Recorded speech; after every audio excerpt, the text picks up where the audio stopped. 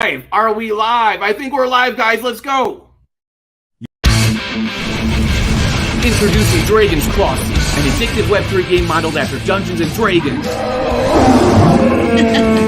With just 15 moves a day, you must find the right balance to navigate each zone and climb the leaderboard. In the meantime, you can also find NFTs that will bolster your chance to win or can be traded to other players. Lots to do. You understand. Season 1 gave out a whopping $13,000 in prizes, and we only expect it to grow from here. Make sure you're ready for Season 2 by picking up an NFT hero through our limited time mints or via the secondary market on OpenSea. Will you be our Season 2 champion? Check out our website, dragonscrossing.com, for more information. Let's go! Yeah! We did it. Let's go. Hey, all right. let's go. The most famous phrase in the history of the planet, but we're going to just beat it to death. It's fine. Grady, he's got his hat. Let me get my hat. Oh, no, it fell. Where's my hat? Oh, it's in the corner. Okay, never mind. I got my Dragon's Crossing something on, whatever. We got Dragon's Crossing in the house. We got KUNGFU, the mysterious man from Bulgaria. You know what I'm saying? Yeah. He lives in hotels. He's like one of these people that's always on the move. He's always on the, on vacation, doing cool stuff. So, KUNGFU, you just beat the final boss, right, Grady? Like, man, that was awesome. Yeah, Before all of us, right before us all, right after the town hall ended in Discord, we had a little bit of a miscue today, and Twitter went to Discord for the town hall. And guess what? Do you have it on YouTube? Can I link that, KUNGFU, in the descriptions? Yeah, I'll send you the link. Send it to me, and I'll put it in the description so people can look at that. They can even watch the final boss fight first and then watch this, because we talked about in the town hall today too, tier list, like what skills actually help you, because fighting the final boss, especially if you want to fight him as quick as possible, right, to get the highest leaderboard ranking, because you could wait till like level 20 and 21 and maybe beat him easier, but that's not going to help you with the leaderboard, right? So we're now in this point where we're at the end game of the season, where people are the first person today, July 21st, beat the final boss. It's KUNGFU. But you out there, everyone, if you beat the final boss in less than 283 moves, you could be the #1 leaderboard champion. So right now, KUNGFU's shaking in his boots, waiting to see if anybody's going to beat him. KUNGFU, do you think that you're going to end up? Do you think that's going to be the final #1 at the end of the? Oh no, I don't think this hero will be #1, but it is setting the bar for the other contenders, and possibly putting pressure on people. Maybe they'll not do good under pressure and they'll do mistakes. It's a good idea. But that's the spirit of the competition. And I basically think that I have one hero that will do better, but we shall wait and see. Well, that's the thing. A lot of people think that the strategy is to like have a bunch of heroes and then use their first heroes kind of as pilgrims. And then the ones that start a little bit later, more. Yeah. You can maybe use, and then you wait to use your skills on them because you already learned like, hey, this kind of doesn't work. Let's do this. So I kind of did that. And I have Brooklyn, Brooklyn DICK, who is the last like registered hero, right? She was registered dead last. Yeah, that name always cracks me up. Yeah. Her name's Brooklyn Dick, okay? It's her name in the game. That's just what it is, okay? And she was the last registered hero or somewhere around there. But anyways, I registered at the last second. I'm pretty sure she was the last one registered. And I'm like, could I win the game as the last registered hero? Because you think that's crazy. But if you're last, you have all the information from the people that did it before you and your own information. And you could potentially send equipment to them. So... But there's a lot that gets involved, right? It's not just like straight up like, that's going to make you win. There's a lot of luck involved. There's a lot of RNG. You might end up dying 20 times, bro. You know what I'm saying? Like my method to winning, Grady, I don't know, but you dying like at least 4 times. That's like my technique. Well, what's been really interesting for me is I kind of was regretting today a little bit, realizing I had a couple heroes that started off a little bit behind the 8 ball, bad RNG and stuff. And I realized, hey, these guys are lagging behind almost a full day. And then a couple days later, I'm like, whoa, this guy's a couple days behind almost now. Why don't I use him to farm? Okay. Right. And then I did that. And so, which made him even more behind. Well, now looking at him, he could have been right in the run. Really good. Yeah. And this game teaches you can't give up. This game, the lesson you learn is don't give up. Just go for it, because like right now, KUNGFU is #1, but there could be 10 more people that do it faster. And they could all be me. They could all be Grady. They could be someone out there. They could be one of you. Definitely there are people breathing in my neck. They're breathing on his neck. Do you remember the video that we did with Citron, who's now, I'm watching him, he's like talking in the chats. He's too scared to come on now because when we did a video where he was trying to win the season, he got decimated. Like he just got like, no. I was like, you're going to do it. You're going to win. And then Abaddon's just like, sorry, bro. Done. Right. Just bitch slap you out of here. Right. Yeah, but it was a coin flip in the end. It was not that bad. He really had a shot, but unfortunately, he could be number one, or I don't know. He ended much further behind because. Yeah, but that's the thing. Is my point is you never know what's going to happen. You don't give up. Use your heart and everything you got because you might think that your buddy's going to win, and then all of a sudden Abaddon just like kicks him out of the arena. You know what I'm saying? Like you just don't know. You got to go for it.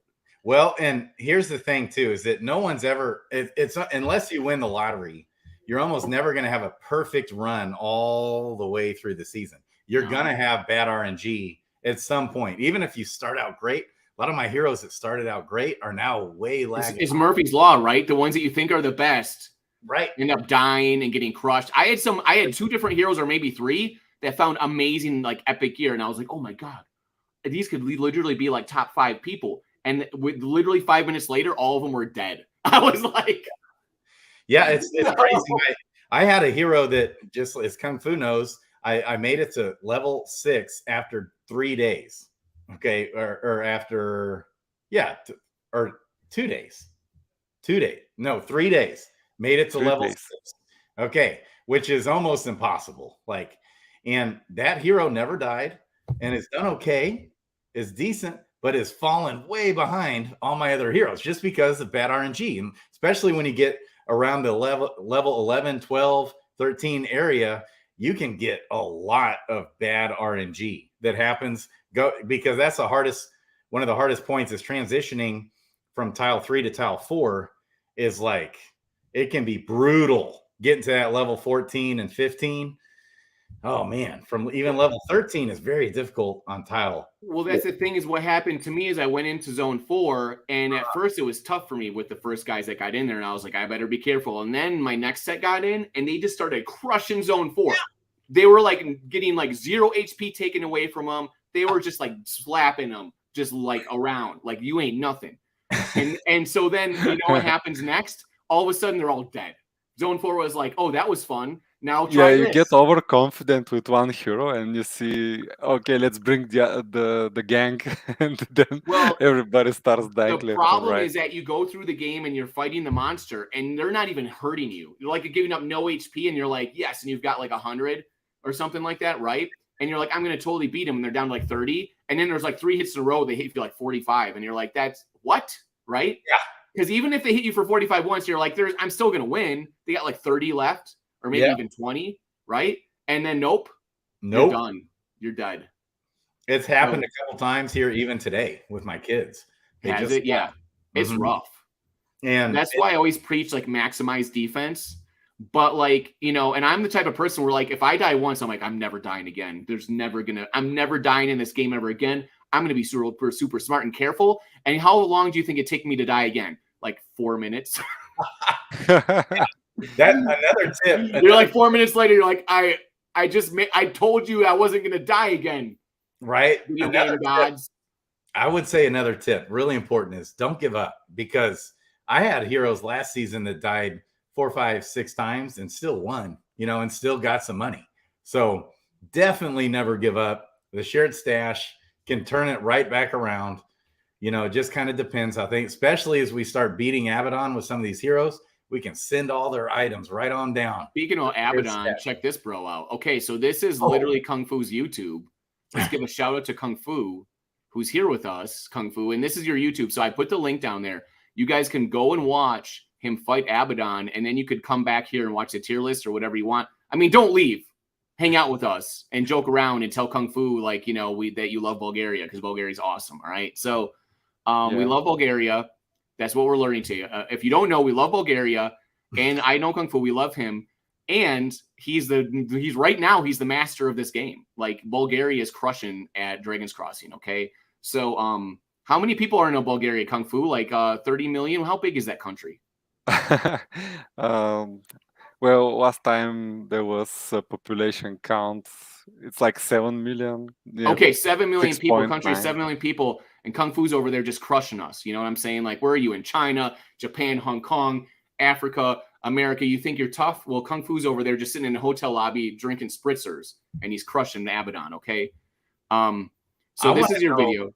How the heck is Doctorius doing this season? He said that he was not doing well and he's getting crushed and dying a lot, which who knows what that means. He might still be doing fine, but he didn't want to come on the tier list videos because he was like, hi, Doctorius. Hi, Doc. But he won last year, so it's a high bar, right? Right. He won and got like third or fourth. He got 3 out of the top 10, so he did really well. But that's the thing is all the schemes that he used last season, they kind of like hamstrung it. So like, you know, it's just kind of one of those things. It is. So it'll be really interesting to hear how things are nerfed. Also, the announcements he made. Let's hit on that real quick. Did you happen to write down those bullet points, either one of you, that he hit on? Talk about huge. I did a little bit. So the season 3 change is going to be they're going to add the smelter, so you can turn your things into quests, and it's going to be more choose your own adventure. They're going to have different paths you can go in the game. So if you go to zone 3, you can go to zone 3A or B or zone something or whatever, right? So now it's going to feel like a choose your own adventure book, right? And yeah, there will be different mechanics for the different paths that you choose, and probably now we have let's say groups of heroes. Some go forward like the pilgrims exploring the season, and now you may want to split these groups into the different paths because you don't know which one will fit more your play style or which one will have more benefits for certain class. So definitely more decisions and more variety, keeping the content fresh, which is really nice. Which is awesome. I'm going to bring up the leaderboard so we can actually see your position. Yes. There it is. I've got a couple guys on there too, baby. Oh, you do? Okay, so what do you got? So right now you see that Abaddon's defeated for the first time by I Know Kung Fu. So he owns Havon Ambisbur, and it's a ranger of all classes, right, guys? Right. A ranger. Second season in a row. Last season. And look, there's other rangers up there too. Look at there, and so there's 3 warriors. Yeah, it's not only warriors. I think there will be less warriors. You think warriors are lame, and I think they're awesome. Okay, so then we got mages. That is so interesting to me because last season I thought rangers were the best, and you guys thought they were the worst. Everyone thought the rangers were the worst, so other than you, and they thought the warriors were the best. Yeah, right? This season I'm like, oh my gosh, all my warriors, I'm breezing right on through. See, there you go. Mine are pretty good too. My warriors are doing above average for me, and my other guys are kind of all over the place, right? I mean, I think it says a lot to RNG. I think it's a big part of it, but I can tell you, I've got all my warriors are breezing right on through. It's so much better than all of my other. That's what happened to me last season. My warrior, he just kicked butt and he ended up in the top 30 or 20 or whatever. Anyways, but okay, so which one of these guys are yours, Grady? That's up on this list. Okay, I've got Joel right there, Joel. So you got the warrior, the number 1 warrior. Yeah, he's a warrior, and then Brooke Batley, another warrior. And Brooke, I could here in about 2 hours at level 17 if I wanted to. I don't know, Kung Fu, you kind of dissuade me from this, but I was planning on giving it a go against Abaddon with Brooke here coming right up. That 4 level thing though, that's rough. He's level 17, not level 18. So yeah, there is 40 hit point difference at the boss, and also some hidden disadvantages and penalties for your hero. Right. And the boss becomes weaker the higher your level is. So it loses damage, 1 damage per each level that you gain, and probably he loses also HP. Okay. Well, look at this too. We can also look. You have 270 quests you used, and he won with 283. So you know now, which gives you an advantage. See, I could give it a go. And how many quests do you need to use to level up is my question, right? I don't think I'm too far along. Let me double check here. So like it's going to be close. It looks like it'll be a razor's edge of like, can you get to the final boss before? Unless I want to go now. See, right. that's my tough call. But see, are you sure I know Kung Fu about all that? Did you check with them? Did they confirm that? Or could it be RNG? Sometimes I'll face different form, like even with the sub boss, sometimes he'll have as much as 259 health. Sometimes he'll have as low as 198 health, is what I've seen. Is that just purely RNG, or is that the level of your hero every time? Do you know? I think it's the level of your hero. Definitely the level of the hero plays a big role in boss stats, but there may be some slight RNG element. Previous season, maybe there was it was more RNG, but now it's like more steady stats for the bosses. I kind of like that. You know, I hate having to deal with whether or not it's going to be deadly, and then you got to flee. And I don't know. What do you guys think of that? I hope, you know, I didn't like that part of it, because I don't know, it's a lot of RNG going on there, having to deal with. Yeah, we have too much RNG this season. Nice that they removed the personalities of the boss.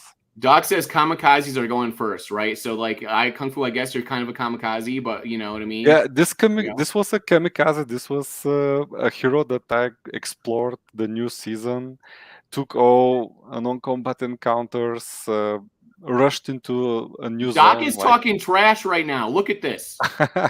He says, wait for the mages and the ranger coming from the darkness again. Hey, so guess what? Brooke actually does have 8 XP.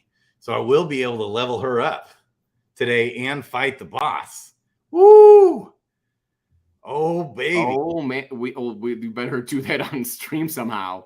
Can you? When is it the reset? I'm going to be streaming. Yeah, I've got Flu. Flu did say he wasn't feeling well today, but he still wants to stream. But I'm streaming with him. I nearly broke my leg, okay? And I did a walkthrough video, and I'm here now drinking beer with you guys, okay? So you know what Flu can do? He can get on your show, and he can watch you defeat, like a real man, the final boss. I just need to make sure Flu is still good to go. I think he is. I'm drinking a beer to Flu right now. It's a summer shandy. All right, this is to you, Flu. All right, I hope you're doing well. You know, you can cure the common cold with just some summer shandy.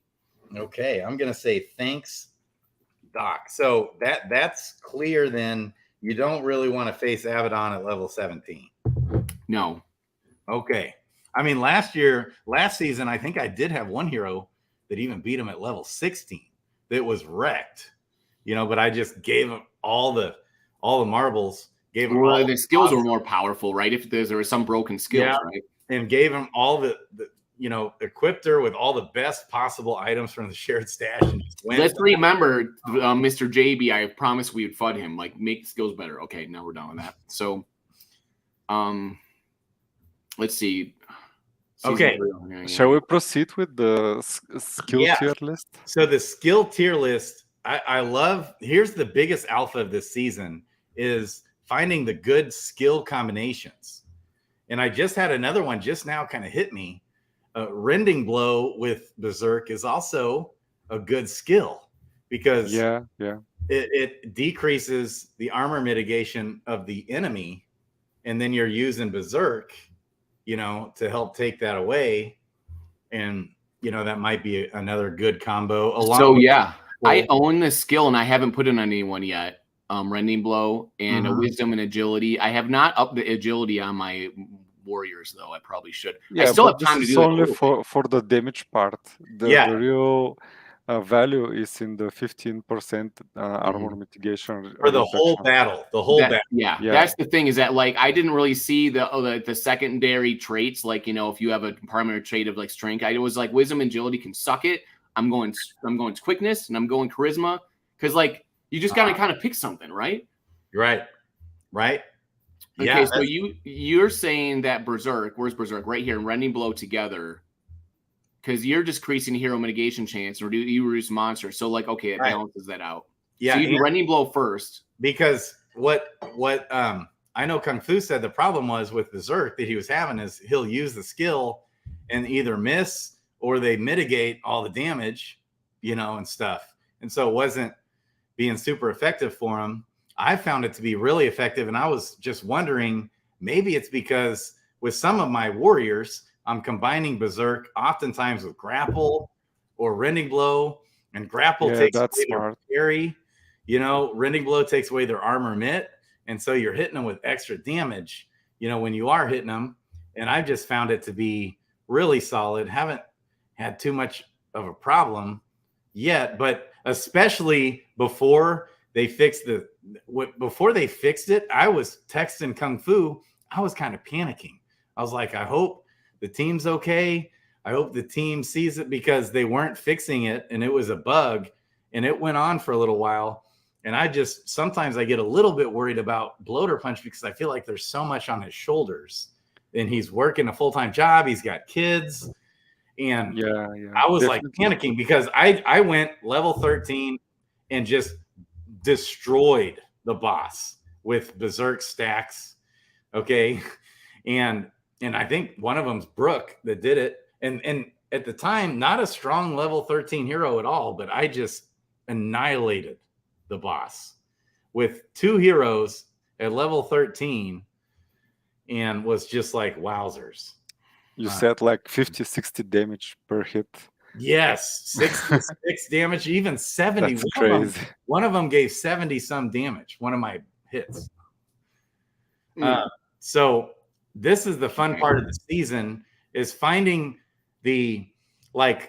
what I've done is I go back and look at the base stats of my heroes, and so next season will be much different than this season. First of all, next season, obviously, I think we're going to want to send our heroes, our worst heroes, out first, and have our guinea pigs going out there trying to figure out the new meta. Then we'll want to send our best heroes after that, like a few days later, probably. Okay. You can even wait longer, maybe. Yeah, even 5 days later. Okay. And then also is really making sure we're stacking the right skills with the right heroes. Like skills, for example, with the mage that stack with strength. Okay. That is Drowse and Drowse and Force Shield. And Force Shield, good with strength or agility, actually. So things like that, where you can stack skills with certain heroes. Maybe that hero starts with 10 strength instead of 4 strength. That's a big difference, you know, down the season potentially on how much strength you can get. But then I find a lot of times, I'm such a quickness guy.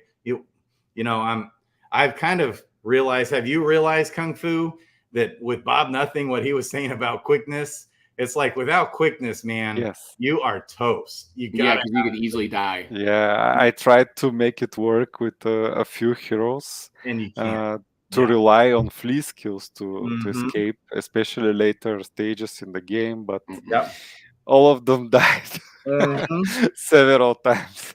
It's like I was doing that too with just 3 heroes. I've been all quickness this season like Bob Nothing, but then with 3 heroes, I was like, I'm going to try Kung Fu style. And I've realized real quick, oh my gosh, now I'm in there stacking the quickness again. Well, this is the thing to think about charisma. A lot of people say like, oh, you can save HP with charisma. That's sort of kind of part of the reason I'm doing it. Not really. The reason I'm doing charisma and persuading, that motherfucker could kill me. You know what I'm saying? Like, I'm now eliminating a dude that could kill me or do something crazy and take away, out of nowhere or whatever. There's people that are definitely dangerous that I have charmed with like persuade. Yep. So like I see this happening in the back of my head. I'm like, wait a second. I'm like, this is really, really good to be able to do that, because you just never know. You never know what character could just out of nowhere do something nuts or take away a huge amount of HP. So interesting. All the strategies and metas. I didn't really think to be pounding charisma with anyone outside of a mage. Look at Doc's talking so much trash. He wants to win without quickness. I know, right? Because you can really stack those other skills and just be open. He won't come on the show, but he's in the chat talking so much trash. But how much skills are you going to stack? You cannot spam all of. You can't just stack all the skills. Just stack all the skills. Well, see, another skill that is really, I believe, undervalued and is dexterous hands for the ranger, because it's only 3 skill points. You get 4. Like getting 5 is by far the most you'll need for Abaddon. Having 5 skills, that go 3 rounds. Okay, that's 16 rounds. That's probably more than what you need. I'm thinking even 4 is probably plenty. And see, you're only with 4 dexterous hands, you're only going through. Do you think we should move it up? Okay, let's start moving things around. There's a lot of stuff on the tier list, right? What do you think we should start with? Should we start with the mages because they have from bottom up? It would be more interesting. Sure. You want to start here and see if any of these are worth moving up? I think I agree with all the flea skills are completely nuked, as Bob Nutter not just nerfed. They're should nuked. I even put this? Should be down here. Yeah, definitely. Yeah, this is actually. Can I read? This is called the JB tier. Okay, and all the skills should be on this tier, but we got to make some decisions. Okay, this is the JB tier. All right. Okay, so I've never seen Riposte, but obviously you guys aren't liking that one. Yeah, I don't know much about it. I don't think I Yeah, it is basically almost the same as Dexterous Hands, but it costs 2 skill points more. It's for level 15, and it scales with agility that the warrior usually doesn't use. Doesn't level up. Well, you know, I do pound agility a lot of times on my warriors just because of grapple. But you're right. It's just 2 rounds. So why would you want to use it's 2 rounds. I think that's what made it so low. Is that yeah. Whereas Dexterous is 3 skill points and lasts for 3 rounds. And I just find it's kind of like last season. I agreed with you guys when you read on grapple. We don't like grapple because it takes away your own parry. It's like, why do that? Well, but I'm just saying the effect it had was awesome. I couldn't really explain it. It was just the effect it had paid off for me. So do you think Riposte should stay here, or like what do you think? I think so. I think the JB tier is good. Maybe we can add something to it as well. Right? We'll add some more stuff to JB tier, whatever his favorite ones are. I know his favorite is Magic Missile. I know JB goes to sleep at night loving Magic Missile. You know why? Because I have like 8 Magic Missiles in my arsenal just sitting there, not being used. I'm also saving them for next season. Hopefully, it would be. You're just sitting there, and I'm like, these will go from like $3 value to at least $4 next season. At least next season will be worth $4. Okay, so instead of 0. Okay. So Magic Missile is the worst by far. So it's at that this at the end. Yeah, I think I agree. And I hate overhand chop because I get so sick of having, very little damage. We're not there yet, though. We have to go. Right. I know Kung Fu says we have to go by tier. So we're out of JB land. Yeah. We can rename these tiers also if you want to, if you have a good idea. Okay. So the thing about Riposte, though, when you look at it a little closer, it is high percentages there. And if you do have a warrior with lots of agility and strength, maybe it deserves back into the C tier instead of just complete trash. It might be worth using just because, man, look at all of that percentage. See, it's plus. It's 65% plus. Okay, we have new tier list. Rounds. Baby, let's go. Oh, baby. Yeah, that's the tier list. This one's maybe. Now we got to figure out the JB and ones. Let's figure out other rhymes. Maybe like save me. Maybe I would put Riposte in the C tier. You think this would be up here? It is probably worth using. I would say that bottom tier is like, you can't even give me the skill. We're gonna go down like. Would it help you kill the boss? Because we are doing this tier list with the presumption that this is the tier list and with the skills that will help you kill the boss. Right. And so with that, it is very, very high percentages there. Okay, we need to change this. This is save me. Basically, you're doing this if you're super desperate and it's all you got. You know what I'm saying? Yeah. You're not targeting Riposte. And then so now for B tier is going to be like maybe it's useful, right? Okay, so Riposte is now at the lower end of that. Yeah. Okay, you're good with that, Kung Fu? Yeah, okay.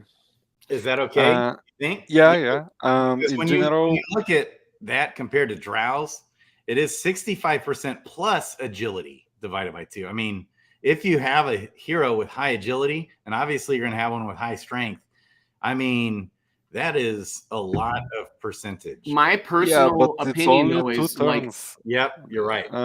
For example, you have 20, how much? Like 28 points at level 18, 17 plus 29 points. Yeah, So, how many reposts are you going to right. equip? Yep, that's true. And so, and when you cast that, you're gonna like double your chance to crit, probably ish. And then you're also, and that's for a warrior, so you're gonna have lots of parry as well for those, just those 2 rounds. It is a potential very high damage dealing skill, but I agree, it's low tier. Okay, we can move on. I'm just chatting, trying to get JB in here as much as possible. Okay, so so he can tell us how these skills work, what his favorite skills are. So Okay, let's go to Ray of Frost. Save me tier. Ray of Frost, I think it's okay there. Right here. You can use it just at the beginning when you don't have much charisma, and Yep. to fit more skills. Sometimes I just switch it like one. I remove 1 fireball, but I get 2 Ray of Frosts. Right. Well, the thing is that I'm not really using agility on my mage so much, so like it's just not. It's the early levels only viable. Right. I have a mage with agility, and trust me, it's no good. Yeah. Are there any other builds with a mage, with mages that build with agility? Are there any other skills that scale well with agility? Force shield. Oh yeah. Okay. I guess that could be an interesting. Force if shield you has decide agility. to go that route with agility. Right here it says strength and charisma. Does it have agility where it gets? Yeah, agility is below that. Okay, that's what I thought. Okay. All right, so Ray of Frost is staying there. What about apply poultice? I do actually use this sometimes because I got nothing better, like to heal. And sometimes you can heal and get at real high levels if you have a build on a ranger that is wisdom. You know, you can get sometimes even up to around 20 health. Some people have told me, because when we did the first tier list, and in the past, I kept telling people like defense and healing will be good, and everyone's like, shut up. And then you know what I heard like a couple days ago? Everyone's like, actually, I'm healing a lot and using the healing skills, and I need that's them. Only 4 skill points. It heals you for so much more than what herbal knowledge. Should this be a higher tier now? I would probably put it in a B. So we're gonna put this up here. Arcturus is saying it's OP. Wisdom Rangers, like if you've got sly evasion, you know, and you want to throw 1 or 2 of those in there, it could be. It's at least, I would say, a B ranked. So Doc wants us to put it like OP, like maybe A tier, like up here. Really? What do you think? That's what it sounds like, Doc. What do you think? Does this like? Should it go way over here? Maybe. What do you think, Kung Fu? Doc. Well, sometimes Doc says they're OP, and then he's like they're D tier. And I'm like, maybe we can increase with 1 tier. As we go. I'm still thinking D tier. We'll put it up here. We'll put it next to mental knit. All right, and we'll think about it. All right. Yeah. Okay. He's not telling only on wisdom builds. On wisdom builds, if you got sly evasion, herbal knowledge, apply polis can all be convenient. I think I use mental knit a lot more than I use apply poultice because it's like the wisdom thing, you know, it's better. But right. So I think it is 5 skill points. It's 5 skill points is the difference, but you're gonna have way more wisdom on it. You know, on a mage. So. Okay, so let's go to Insidious Distraction. I actually have this on one of my peeps here. But that last season, I would say this was one of the highest S-tiered skills. Right. This season, it is so nerfed that it might be kind of right where it needs to be because it's 6 skill points as opposed to 3, I believe. Or maybe it was 4 last season. And that is how I beat Abaddon with all my Rangers last season, was with Insidious Distraction. This season, I used it today with my buddy, and it had an okay dice roll, and it still only did like 11 damage. I was like, wow. It's not hitting super hard. Right. Yeah, but projectile does more. Yeah. So you think this should stay here Yeah, probably. And now so unless then we you have a ranger with like 80 quickness or something. I might have that. I have it on one of my rangers. I have it actually on Brooklyn Dick. Okay, so there you go. Yeah. All right, so because why not? I'm just like, I'm giving her everything I can just in case, So save me is what I'm saying. Okay, so we have grapple now. Yeah. And we're saying that we don't like grapple because it hurts both of us. But this season you kind of like it. This season it's better. I think what Grady said in combination with Berserk could potentially in combination it's really nice. And also I used it a lot at the beginning. Just to equip more skill uses. Hold on, Doc. So probably in the maybe tier. Yeah, it's in the maybe tier for sure. Grapple is. It's still kind of. I was gonna ask Bloater today about grapple specifically, but and what Doc is saying here is 100%. I always keep items in the forefront. I always manage my items and move my items down to where I have items that I use with skills and then items I use without skills with a lot of my heroes. Where grapple can really come in just on the damage part of it alone. If you're stacking a lot of agility, you've got a lot of agility on a warrior.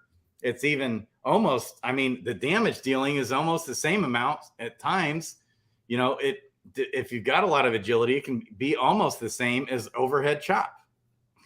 And so with a lot of my warriors, I don't go charisma like you. If I get that 6 roll or 5 roll, I'm going strength, quickness, and then I'm usually going to agility because of grapple, unless I've got another skill with a warrior that scales with wisdom, but there's not a whole bunch that do. Second Wind and Thunderous Bow, they scale with wisdom.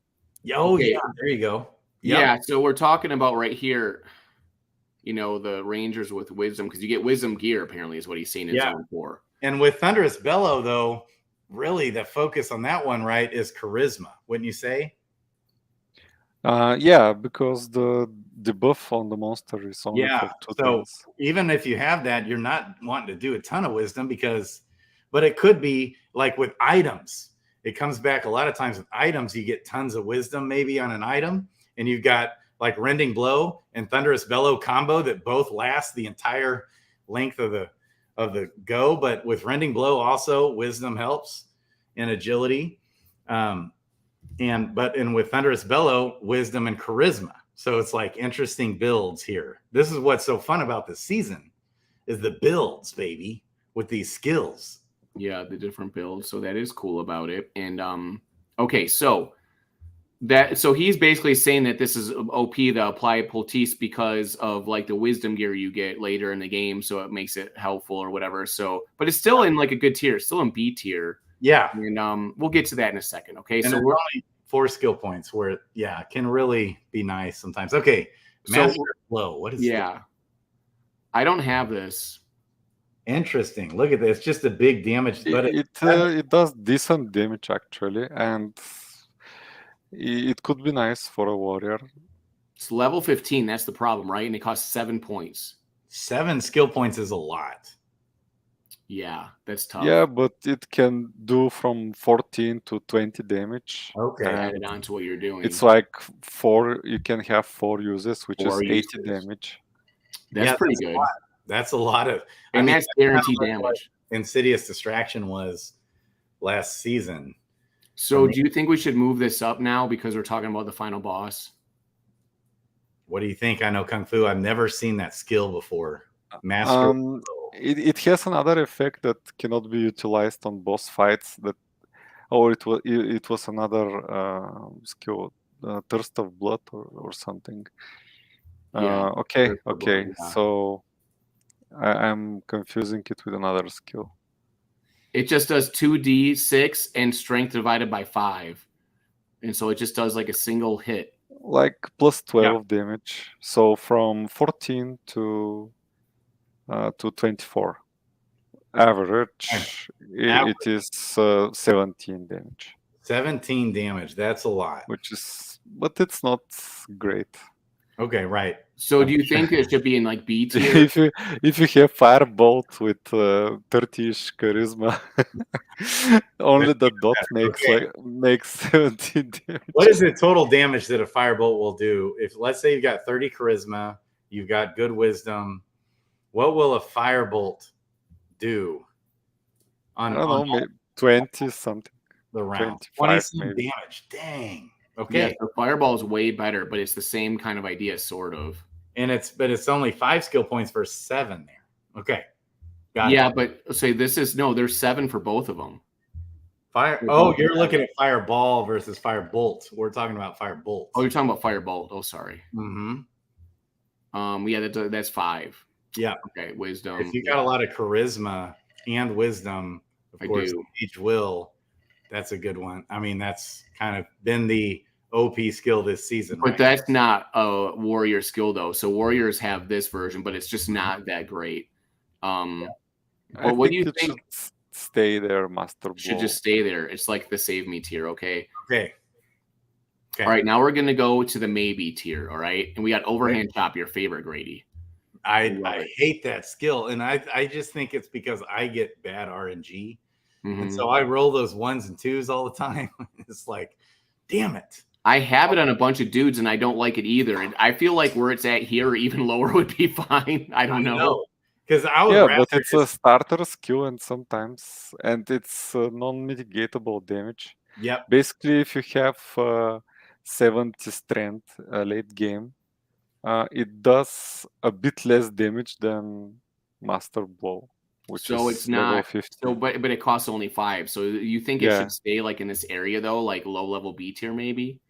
Yeah, I think it's good there for a starter skill. Okay. Together with grapple. We're not even changing the tier list. We're just keeping everything the same. Well, no, we're doing some changes. For example, next one, Barb Projectile, I think it's A tier. Oh, really? You think this is A tier? Yeah, definitely. Hey, tell me more. Tell me more, because isn't Firebolt way better? It is way better, but if you compare Barb Projectile with, for example, Improvised Trap, it early levels it does better damage than Improvised Trap, and it helps the ranger a lot. I tried with some rangers to go with wisdom, and I kept mostly herbal knowledge, but for rangers that I kept only Barb Projectile, they were more successful. Interesting. That's interesting, because I was kind of down on Barb Projectile as well. I got to run, guys. I got flu. It's already, dude, time flies. We are the time. I really, though, would love to be in on this conversation, and just because it's so interesting to hear that about Barb Projectile, because I was down on that a lot. But A tier, interesting.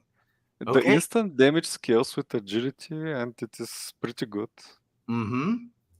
Okay, I love it, and I'm you can at 70 agility, you may have like 20 damage from Barb Projectile. So do you think they should be moved up? Grapple, but I love you guys. I gotta run. Okay, Grady, we'll see you in a bit. Have a good one, Grady. You're awesome. You rock. Let's do one. Let's do another one. I love it. We'll do some more. Favorite part of the season. Okay, we'll see you guys. All right, let's rock and roll. Say hi to Fu for us. Okay. Yeah. Okay, so where should we put this Barb Projectile? Should it go up into A tier? Yeah, up 1 tier in my opinion. Like around here. Let's see. We got Second Wind. It's maybe the second best starting skill after. Not maybe, but Firebolt. It is the second best skill after Fireball. Should it be like up here? Maybe you think starter skill. Yeah. Definitely solid A tier. Solid A tier. So solid. Yeah, it's not maybe the best A tier, but it's pretty good A tier. Okay. So that's good there for now. And where were we now? We were over. Now we're here where we put the apply. Yeah, we moved it up, and mental knit. We should decide if it should stay here or move somewhere. Do you think it's a little bit better than where we put it? Like, I think it's pretty good. I just don't know how good, really.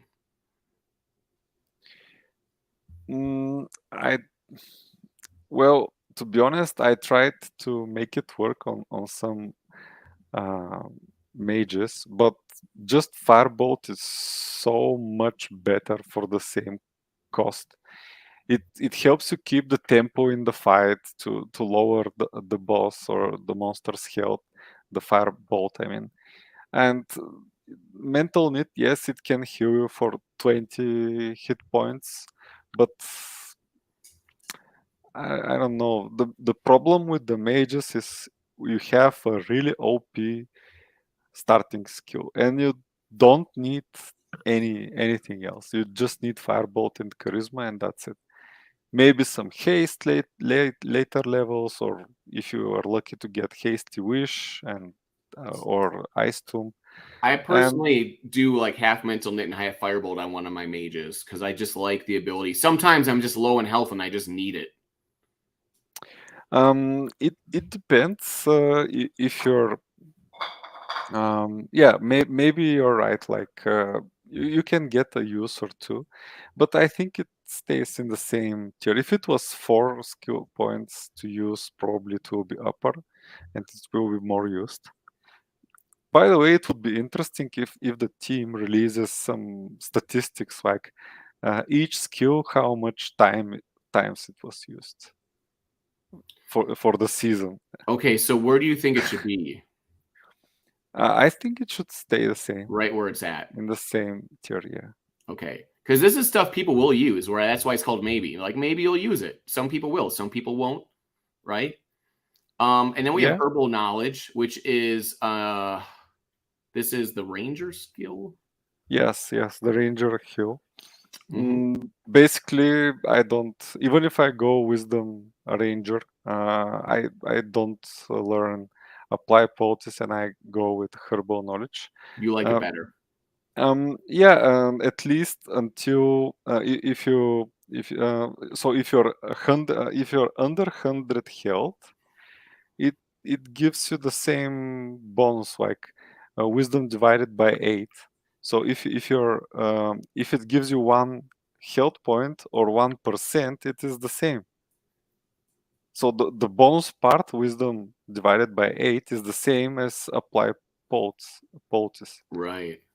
But later, apply poultice gives more health, but also herbal knowledge gives more dodge, which basically can save you more health. So I think it's good here, or yeah, I think it's good here. Bar projectile is just better. So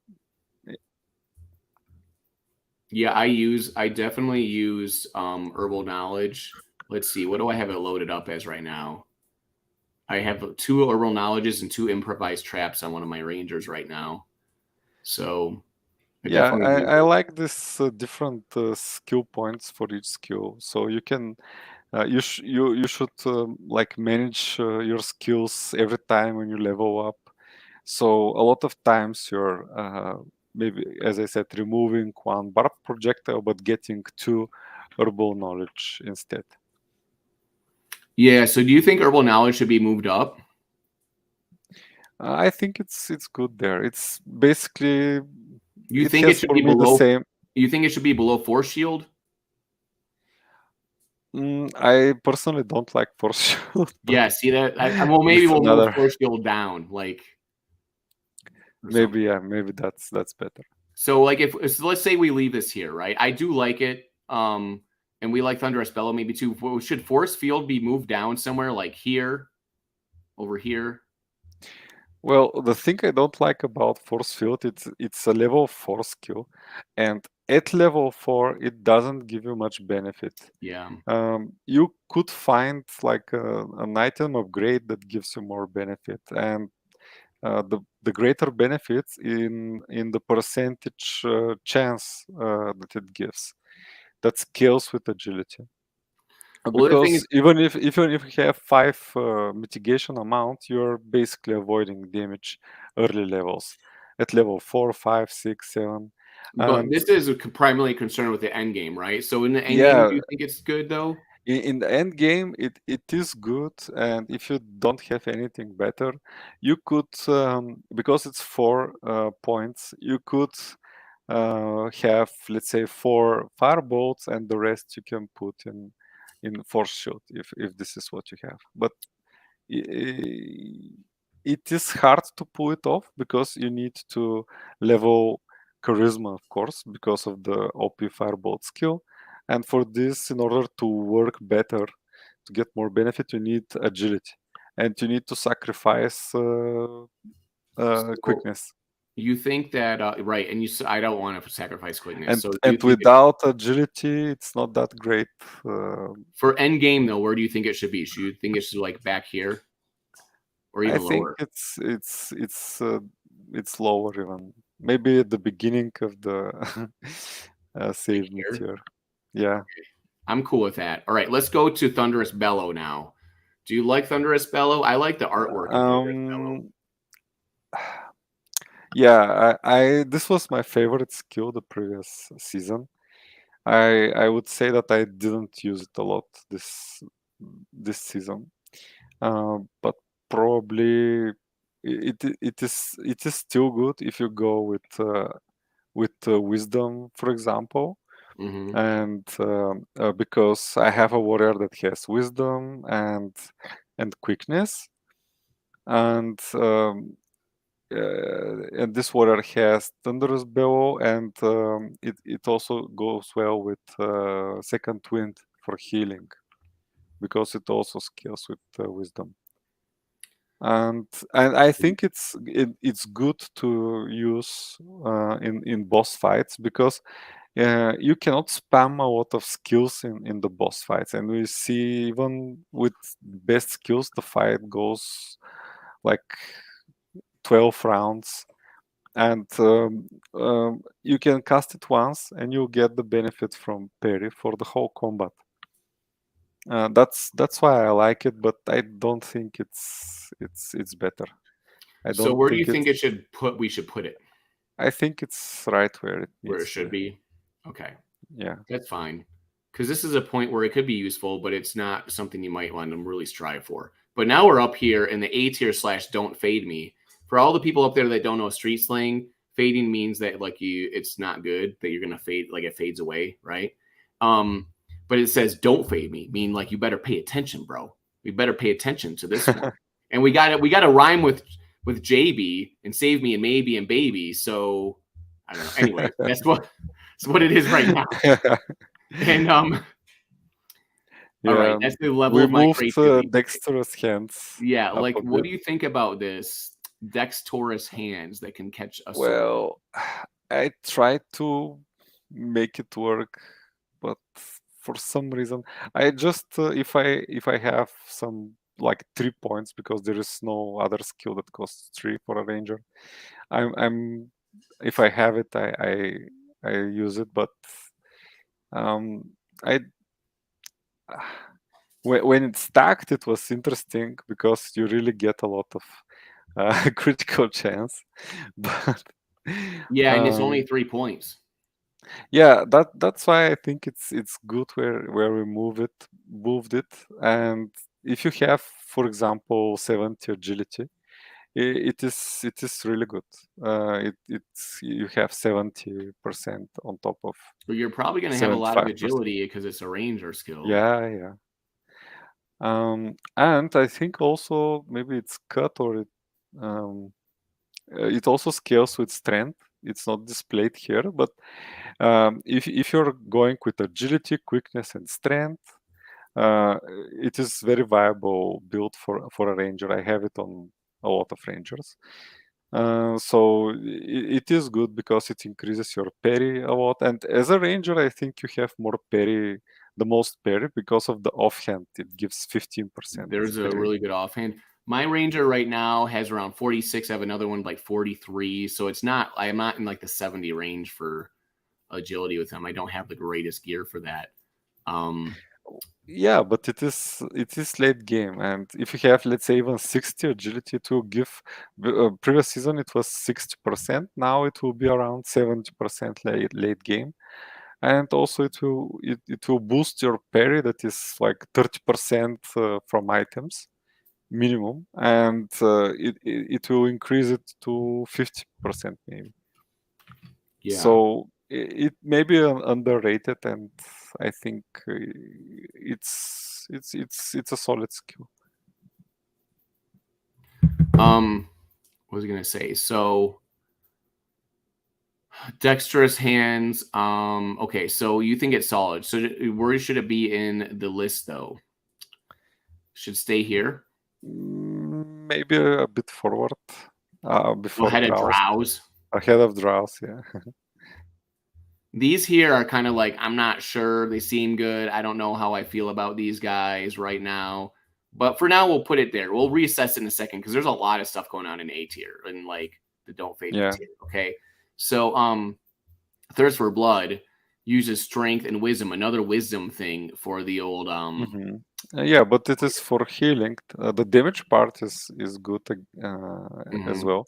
It is better than Master Blow because it's less skill points to equip, and it scales better with strength. It's less divided, yeah, by 6. So you can do like a bit more than 20 maximum damage, and you can equip at least 4, even 5 maybe. No, 4 uses of this maximum. And then if you kill him with it, you get some HP back, but I don't think that's like a huge part of it, right? That's just kind of like a nice. Yeah, if you kill the boss, you'll be happy about the fact that you killed him. Not you won't care about the healing. It's maybe good for farming.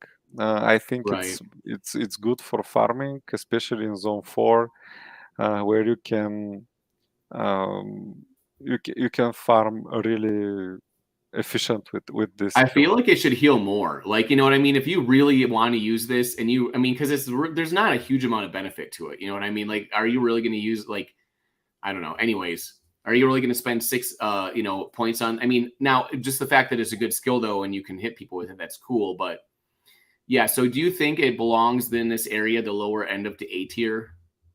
Do you think it should be ahead of Drows? Ahead of Drows. Drows is just going this way. Drows is maybe going downwards as well. It might go downwards. Okay, so Thirst for Blood's going ahead of Second Wind. And that's the thing, Second Wind is based on wisdom, right? Which is crazy, right? So, like, that's for a warrior. Yeah, it's a viable build, wisdom and quickness. I didn't do that for any of my warriors, none of them. I'm just like, the reason that is like, I love Blade 4 and Parry. I'm just going to spam the hell out of Blade and 4 Parry, and I'm going to pray and spray, all right? So, yeah, so that's why I don't care about this stuff so much. Blade 4 and Parry is so I think maybe we can move it to the other hills, down here, Second Wind. Yeah, I overestimated it. Actually, I pushed for this skill to be in the upper tier, right? But I think it's okay. It's viable, but. Should we have Grapple just stare at it? Look, he's just looking at Second Wind like what, bro? Like, really? Yeah, that's good. Okay, so that's what we're gonna do. This is our process, all right? All the artwork matters. And then we have Drows, which reduces monsters' dodge by wisdom and quickness, and which is good though because this is for mage, right? And so wisdom and quick. On my mages, they have wisdom and quickness, and parry by wisdom and strength though, which I don't have any like strength on them. And yeah, it's cool because you do reduce dodge though and parry. So do you think it belongs around here, maybe here or something? I think it's probably good there. It is like good for boss fights, but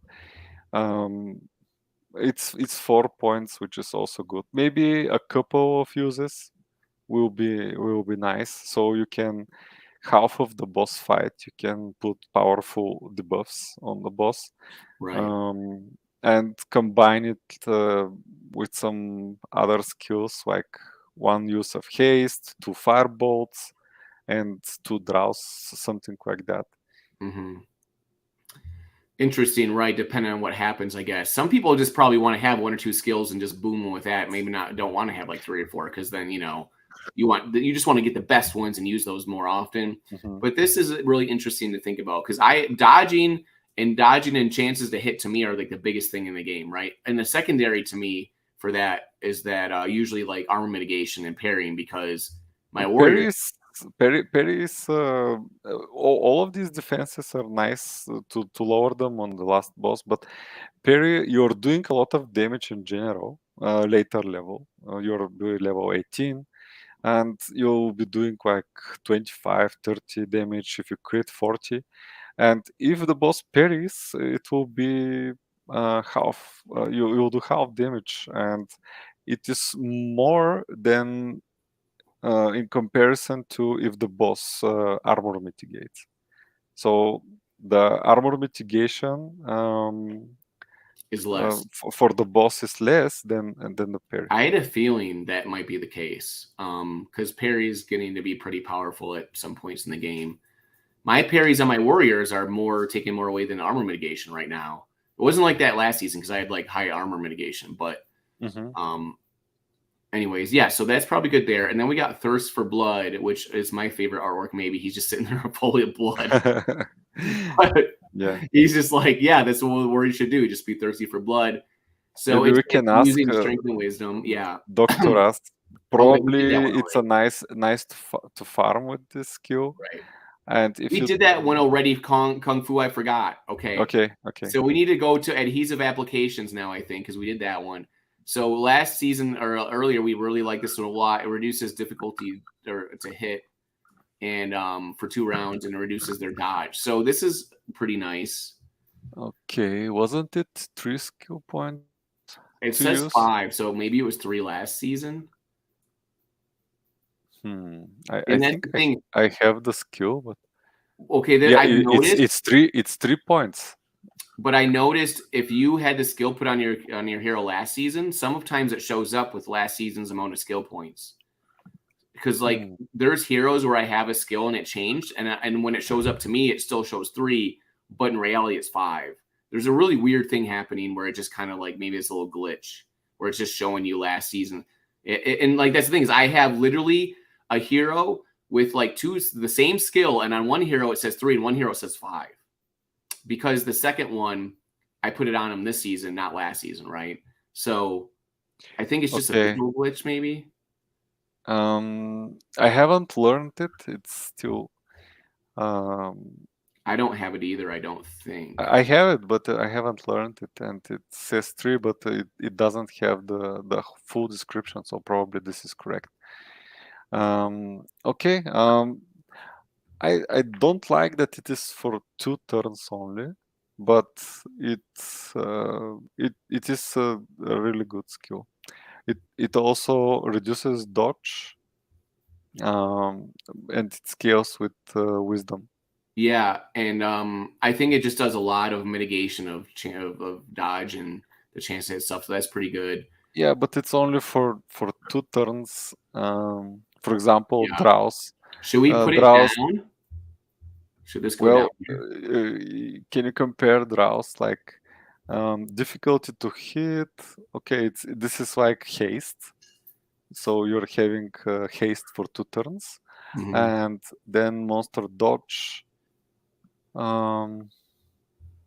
Yeah, I think that's better to put it at this area. Drowse and adhesive application are very similar, and adhesive application costs more.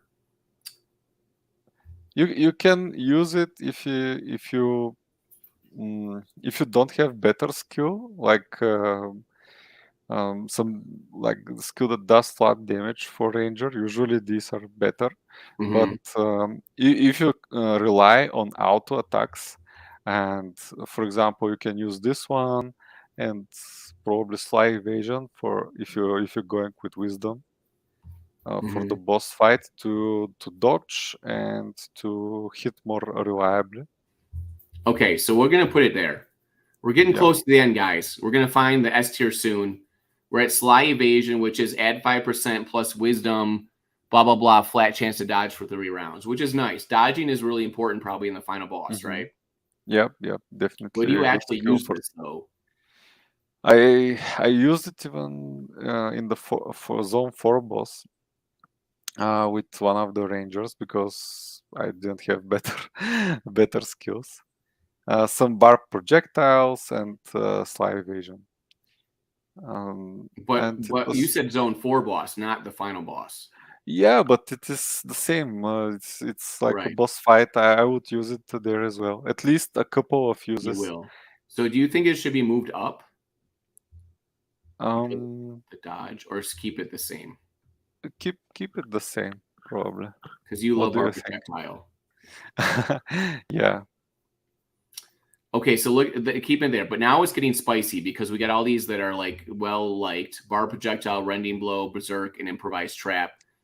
Rending bar projectile you get from the beginning, and it does all this stuff with agility. Yeah, It we agility. moved it up because it does most of the time until you're maybe level 15. It does more damage than improvised trap, and it's a really solid skill. Maybe it's the second best starting skill after fireball. And so it's useful at times, and you just have it. So that's really super. So rending blow, though, which is 6 points now, it deals 1 dice to 10 wisdom and agility. I don't have agility on my dudes, and the damage part is not important. And the 15% chance reduction is do you think it's good. better than Berserk because it does it for the whole thing? I don't think it's better than Berserk. Okay. It is 6 points, a bit costly. Yeah. If it was 5, it would be more usable. But with 6 points, usually you will need it only on boss fights. When you're farming regular adventuring quests, doing regular adventuring, the fights are not that long, but for a boss fight you need all I care about is the boss fights, really. I mean, sort of zone 5, but like, you know what I mean? Like the boss fight is really the thing because you got to make a decision. You got one shot. You know what I mean? Like, so what if you go to open sea and you're like, hey, I'm gonna get a skill, what's worth actually spending money on? Because I want to beat that final boss and do it like, 2 quests before someone else does, like instead of like dying or trying a couple times or whatever. And because I know I'm scared of the final boss. I don't want to die in the final boss. I'll be so pissed at myself. I want to win and have a good leaderboard. So, but this is good. Yeah, and the thing is, even if you have flee, if you equip it, you're kind of shooting yourself in the leg because you cannot equip other skills. That's the problem. If flee skills were decent, there'd be a whole different situation, I think. But now, because they're not, the final boss, that's part of the reason I just went hard quickness too, because I was just like, I need some way to not die and everything. Shout out to the JB levels. And so rending blow, you think should stay here? It sounds like. Yes. Improvised trap is a bit better, in my opinion. We did move that up. It was down over here by bar projectile, but now it's moved up here. Do you think that this is a good spot for that, though? Should improvised trap? It is better. It is better for end game and probably the second most damage potent skill after custom poisons for the ranger. Do you think that this is if you have a lot of agility? I don't think it's higher. Okay, because you use it only once in a fight usually. But if you're going to use it for the damage part, after 50 agility, as Doctor has calculated, it is starting to do more average damage than bar projectile. So late game, especially when you have tons of agility, it would be better to use as a damage skill. It will do like 20 damage per use. I need to get more people in the comments giving us some feedback of where stuff should go in the thing. You know what I'm saying? Give some comments. If you have different opinion, you can. They don't, because our opinions are so good. They can't handle it. Okay. We barely move things around, but we barely have, which means that we did a good job on the first tier, right? So I looked at Doctorus's tiers and they're like way different, I think, but not as different as he thought. Because remember, he's like, I have my own tiers. I looked at him, I'm like, just copied my tier list. Just kidding. they were different, but I appreciate Doctorus for all the stuff that he's doing for sure. He's like working super hard and like really smart dude. And so then we come to Berserk, which was, what did he combine? Because Berserk with grapple, Is that it? Yeah. Yeah, and rending blow as well. And rending blow, These right? are the two skills that you can combine it with. And with grapple, it's effective because they're both low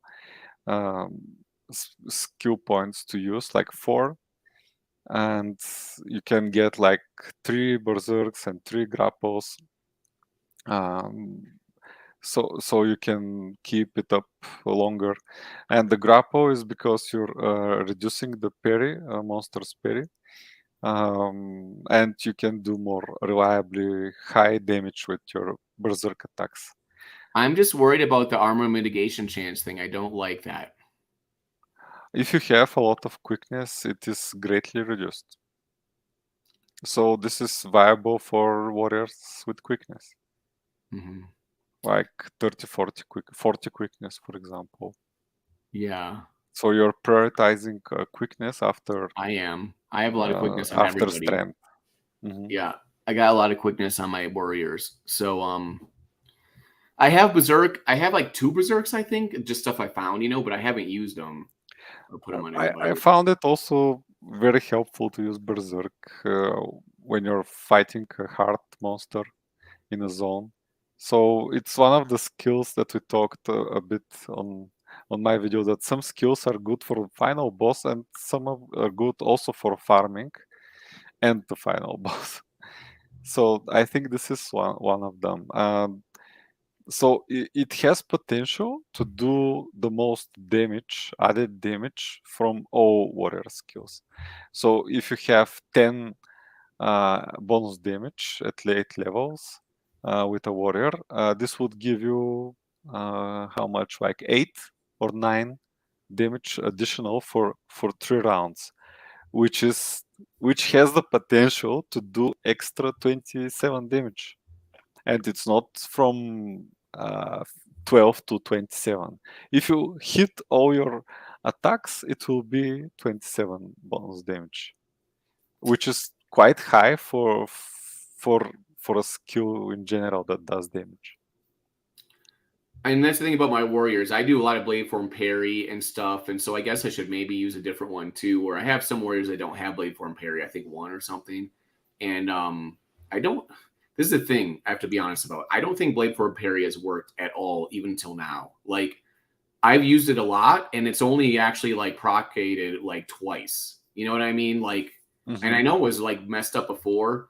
Other people are claiming that it's working, but I have a like 99% chance of it working, and it just, I don't know.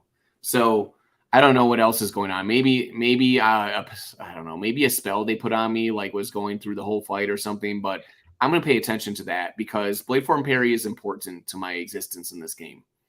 It is important for boss fights and for zone 5 because you're going to mitigate more damage than your armor mitigation. But before that, armor mitigation is better, and killing the monster quicker is also better. Right.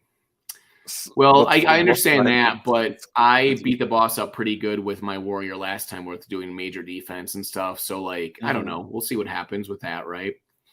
And if you plan to spam blade form parry for the final boss, for example, get 3 or maybe on 4 uses, you have one more skill to choose. Right. Which one it will be? It's a good question, and I think I might end up just using like an offensive skill or something, right? Like overhand chop or whatever. I don't know. Whatever I have on there for offense, probably. And usually whatever you have, but yeah. You could also, if you have the skill, like rending blow is nice because of the whole combat effect. So right now on my warrior, what I have is overhand chop, grapple, blade form parry, and run like the wind, right? And I only use blade form parry. And I actually sometimes I use grapple, but only when it's just because of the skill point thing. When I don't have 5, I only have 4. And I don't even really want to use it so much. I'm just kind of like whatever. So that's basically my thinking with that. But the thing is, like, I also own some other things here. And let me get into this. This character has it. So if I go into Adventuring Guild and look at my identified skills or whatever, I have Berserk, I have Rending Blow, and I have Thunderous Bellow all ready to be put on a warrior. So I can put those on someone. I just haven't yet because I was waiting. Rending Blow, according to me, is the best combination because Thunderous Bellow just gives you more parry, and you don't need more parry. You already have a lot. And Rending Blow will help you with the damage if the monster misses a couple of armor mitigation procs. This means already that you did more damage. So Rending Blow, I think one use of Rending Blow and the rest Blade Form Parry may be good for a warrior. Have you been using Blade Form Parry? I learned it on one hero, but so far I'm using only Berserk. And but I could not kill the boss in Zone 4. Probably I'll try either Berserk with grapple or Blade Form Parry and some overhand chop. Well, this is my question though, like to everyone in the audience too, like is Blade Form Parry working for you? Like if you have Blade Form Parry and you figure out the formula and it says you're supposed to hit 96% of the time, it should be hitting a lot, like almost every time, right? But for me, yeah, but how much is your parry? On the character, because the shield is not giving usually parry if you have dual wield. Well, I will tell you. So you get it from ring and probably on the other gear. So I have 30% parry on my Cyrus guy right now. Okay. That's good. Yeah, and I have what it's based off what strength and quickness. I did the formula, okay? I did it, and it's like 99% now. And like the day before, it was like 95. So like right now, 99% of the time, it should be procking. And the first time I used it, it like didn't, like twice in a row. Well, 99%. This percent is like bonus on the base percent for warrior to parry, which we don't know how much it is. We assume it's like 25, 30. So if you add 100% to that, it would be 60%. You're talking about the formula. I think the heroes, they have some base percent chance to parry, to dodge, for example, and the bonus parry chance that we have that is multiplicative with skills. So you're saying when I look at my character and it says chance to parry 30%, that's not the actual percentage? So this is 30%. I'm assuming this is 30% of the base chance, which we don't know how much it is. So if I have 100% chance to parry, it's not going to happen 100% of the time, is what you're saying. It should not happen 100% of the time. Maybe you parry 8 or 9 out of 10 times. Where's the comments in the audience? Let's see what they think too. You said 8 or 9 out of 10 though, and I was not getting that. So anyway, but it was bugged. It was bugged. The team said it was. There was, but I'm talking about after they fixed it. So I'm going to be paying close attention to it. It's just what I'm saying. You know what I'm saying? Okay, if you dodge or the monster misses, you're not parrying as well. So you need the monster to hit you all the time. I'm talking about just the chances where it is a chance where I'm actually hitting them, right? Like, or whatever, like the chance to parry, like I'm not counting the ones where like, you dodge. Because like I'm a Blade Form Parry master. Like I'm just dealing my Blade Form Parry is like my whole reason for existing. Okay, you know what I mean? It's a skill that's S tier, and we made it the #1 S tier skill, and I happen to have it, and I like warriors. So, and I like quickness and strength. So what are you gonna do, bro? I'm a Blade Form Parry master. Yeah. I thought at the beginning that it would be very nice to pair it with Berserk, Blade Form Parry and Berserk, because you're maximizing quickness for both. But you cannot spam all of these at the same time. It's like 3 turns for both, and you could get like 2 uses of each. 30% on the base chance. All right. Well, and mysteries in play there. Yeah, like three uses of one of them and 2 uses of the other. I really wanted 100% parry. I was going to crush with it. Okay, so so we're talking about Berserk. So do you think Berserk should stay here? Where do you think it should go? I think it's fine there. It's not that great. That's the theme of the It's day. not Is we're barely moving nothing. Doc, what do you think? All right, what do you think? All right, Doc's agreeing with you on the base chance plus 30% or whatever. It's a type situation or whatever, right? So like if we just think about that in depth. So if you're under the behind the scenes of how it's programmed, if your chance to parry is like 2 out of 5 times, that's or like say 2 out of 10 times is 20%, then the stat that we're doing is giving a 30% additional of whatever that was, right? So then if you're at 100%, it's only actually doubling to like 4 out of 10. You know what I mean? That's the idea, right? Okay. Yeah. Because I'm a genius. I figured that out in my own brain, Doc. All right. It says it's okay where it is. Doc's agreeing with everything we're doing because he's a smart dude. All right. So improvised trap. I think we decided to keep it here, right? Yeah, it's a solid skill. All right. Improvised traps here. Reduces my armor mitigation. And it deals damage too. All right. So we all love improvised trap. And you say use it a lot, right? Yeah. Once I get more than 50 agility, I'm Doc, what do you think on improvised trap? Tell us now. He's waiting. He's listening to us. Are you eating dinner right now, Doc? Kung Fu? No, but it's pretty late. I'm trying to keep my voice down. Being quiet. That's right. It's late up in the old Bulgaria. What does he say? It's okay. That's what he said before. That was from Berserk. Okay, improvised trap. I do use it. I liked it from the beginning when the game launched. And it deals damage and armor mitigation chance. So that's great. So you think it's good right here? Yep. Okay, we're gonna go up to the S tier, which is called Oh Baby now.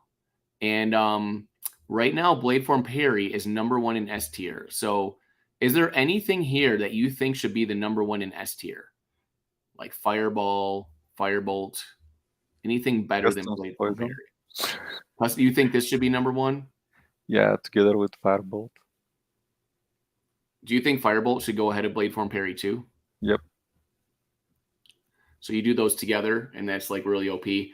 So I think Blade Form Parry should definitely be S tier, but I don't know where in S tier exactly, right? And then we have Haste, Ice Tomb, and Fireball. We're going backwards this time from left to right. Do you think Blade Form Parry is better than Haste? Haste increases your chance to hit. Yeah, but it's for the whole combat. Whole combat, right? So you think Haste might even be better? Haste changed a lot from last season. Haste used to be about like quickness and stuff. Yes. Now it's a more like chance to hit, right? It's good to have chance to hit, but I think it's a good skill, but probably I don't know if it's S tier anymore.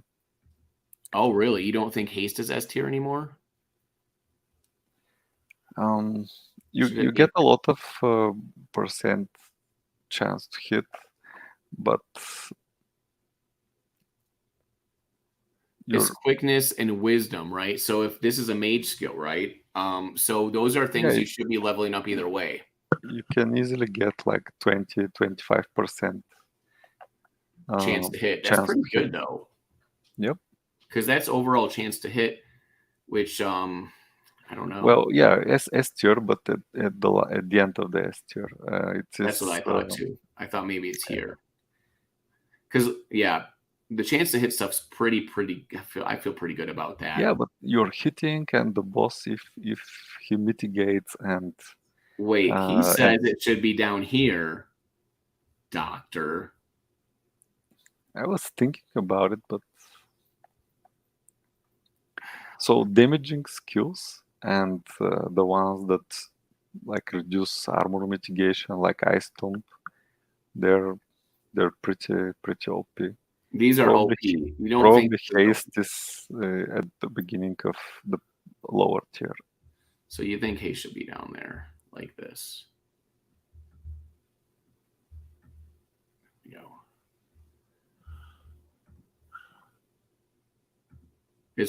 A doctor says it's close 4 spots difference, not a big deal. Okay, we made it close now. All right. Yeah. It's within range, all depending on your opinions, right? Doc wants it over here by Rending Blow. Okay, I kind of agree with that. That's fine. And then we have Ice Tomb, which deals 3 dice, 4 + 3. And Fireball and Ice Tomb are both level 15. So they're really hard to get. It's really hard to get the drop. You almost have to go buy them. Unless you're just crazy, crazy lucky. And they're not cheap, right? So I do take that kind of into consideration a little bit, I guess. Because it's just hard to freaking get them. But they're S tier up here, right? Like they're more powerful. Are they more powerful than Firebolt? Or is that why Firebolt's ahead of them because it's so easy to get? Or do you think Firebolt's actually more powerful than them too? Firebolt will do more damage, but Ice Tomb, you need to cast it only once, and it doesn't cost a lot. It's only 6 and goes till the end of combat. Wisdom. Probably you can pack like 4 Firebolts and 1 Ice Tomb. So you think those go together really well? Probably Haste, Ice Tomb, and Firebolt. Like you're going to use 1 Haste, 1 Ice Tomb, and 3 Firebolts, something like that. Probably you should have enough skill points for that combination. Ridiculous because they last the whole fight. Yeah, on every hero. Yeah, you need to have 1 or 2 skills that last the whole fight on the final boss. That's some good alpha. I'm going to leave that right on the screen there. And 1 skill that you're going to spam, either for damage or for defense. But you need to have balance. If your skills that you cast for the whole fight improve your damage, like hitting chance, reduce defenses of the monster, then you can have a defensive skill that you can spam. Haste. I'm writing this stuff out because I'm trying to be a PR person for the skills, so people will go and buy the skills and helping them know, hey, these are good skills to buy. And you know what I mean? That's what we're doing. We're doing a public relations help right here. Yeah, but starter skills, especially for the ranger and the mage, are very, very good. The firebolt and the bar projectile. And basically you may not need anything else. You might not even need Fireball. So Fireball is up here. It does 2d4 wisdom divided by 7 damage and adds an additional blah, blah, blah per 4 rounds. So basically what you're saying is Firebolt does more damage than Fireball. Is it because Firebolt's cheaper though? And you can use it more? I think somebody did the math. It is good because you can stack like 1 fireball and 1 firebolt, and they will both finish in you can do it at the 4 same time. turns. Yeah. And they will tick the damage simultaneously. Ogre's calling me right now on the stream. Ogre, I'm on the internet stream. Why aren't you here on the internet stream? Just kidding. How are you doing? Yeah, I'll call you back in a bit. We're just about to wrap up here, bro. We're doing a tier list. You know what I'm saying? Okay, bye. That's Ogre. Okay, so we're doing a tier list, bro. How do people not know about the tier list? So here we go. This is the tier list, I guess. This is it. So custom poisons and Firebolt have jumped over Blade Form Parry. I personally am a Blade Form Parry maxi, but cool, whatever. It's fine. Ice Tomb. This is like the real ultimate S tier is these 4, and Firebolt's kind of sort of like S tiers at the end. And there is Hasty Wish also in the S tier for a mage. 25%. Oh, wait, we have Hasty Wish, right? I need to go. Hold on. Let me get that so we can add that. I have to get it from the official links. Let's go to Medium article, which will have all the old skills. We'll pop that up here right now. All right. Is that what you're seeing? Oh, yeah, you're seeing along with me. So that's what we're going to do. We're going to go down to updated skills. And what we're going to do is find it. We're going to go to Hasty Wish. I almost forgot about that. All the way down here. And what we're going to do is we're going to do a little old screen grab for Hasty Wish here. And then what we're going to do is we're going to add it here to this one. So save. This is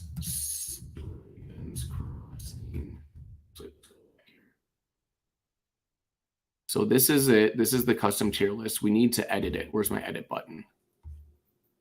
Where is my edit button? There it is. Okay, so now I need to upload a file, and we'll go up here, and boom. I'll hit submit. And now here we go. We got Hasty Wish. Let's bring it up on the board. I'm guessing increases hero parry, dodge, armor mitigation chance, crit by 25%, and chance to hit by a flat 25. That's pretty good. Does that mean just for like one? Is that like for the whole match? Like, yeah, all of this for the whole combat. Okay, so this is going to be number one probably, huh? I mean, this is like no. It is a better haste. So I don't think it's better than custom poison or firebolt. So it's in the middle, somewhere in the middle. So once again, you're gonna piss all over Blade Form Parry, but not Firebolt and custom poisons. I see how it is. Okay, that's fine. You like mages and rangers and stuff, and it's really cool. It's got like beautiful colors, Hasty Wish and stuff. Because the reason there's all those colors, I think, is because you got all these different like attributes or things that it's affecting. And I kind of like this a lot. I wish I had it. I don't have this. It probably costs $8,000 on the open market. But what about you guys in here? Hasty Wish number one. You see this, Doc? It says number one. He stacks all these together, blah, blah, blah, blah. But Hasty Wish, he says, is number one. I think it probably should be number one, too. But let's look at custom poisons. It deals damage, an additional blah, blah, blah, damage per round for 2 rounds. This is the whole match, Kung Fu. The entire match. It increases all those things by 25% and chance to hit by a flat 25. It's not 25% of your chance to hit. It's a flat 25 additional. Now, what do you think? Now, what do you think after my speech? Okay, I can agree that it's number one. Okay, now we're going to put Hasty Wish number one.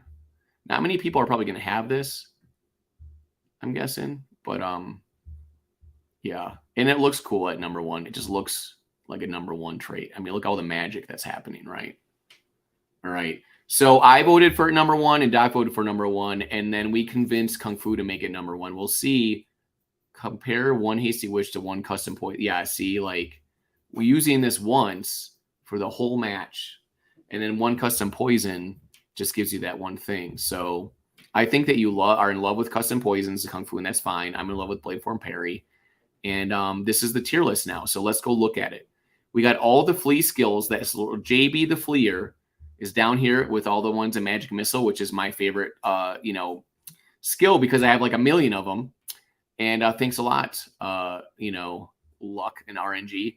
And then we got the Save Me tier, meaning like, oh, save me because I'm dying. Like these are dying off. Like we might not like them that much. Force Shield, Master Blow, Insidious Distraction, which was one of the amazing ones from last season, but now it's not. Ray of Frost and Repost. I do use Ray of Frost just because it's a starting skill and I have it. We got Thunderous Bellow, Herbal Knowledge, Mental Knit, some healing stuff around here. Grapple, Second Wind, more heals, and Overhand Chop. A lot of this stuff is like pretty simple over here, these simple things. But Herbal Knowledge, we do like. This is where we start to really like stuff, at least for me, right? We start to like these a little bit here. Yeah. And then we really like these up here, right? The A tier. We like them a lot. So now that we have this big list, and it's not just the list, right? It's also how to use them. Even Doc says, like, the combinations of them and stuff. So, and like basically the build you would have. Like, I'm going to build these skills on a hero. And people were worried that like when we did the first tier list that people would just steal all the builds. And they're like, don't do builds and don't give all the alpha because everyone will just steal the good ideas, blah, blah, blah. And I'm like, well, I guess. I don't know. But now we're at the end game. It's just fun to talk about builds, right, Kung Fu? Yeah, and I think people, they want to buy, let's say, a skill that they want to use all the time. And ideally, this is perfect to have a skill that will be good for farming and the one that will be good for the final boss. But we have 6 skills. And as I said, we could maybe efficiently use 3, maybe 4 at some edge cases. But this means that probably you have 3 skills, which would be for boss fights, especially late game, and 3 skills that you're going to use for farming early mid game. And this should be okay with everyone. And I don't like it myself that I will have a skill that I will not use, but sometimes it is better not to have the option to equip the skill. As I said, my heroes with basic skills, they did better than my heroes which had learned 6 skills from the previous season.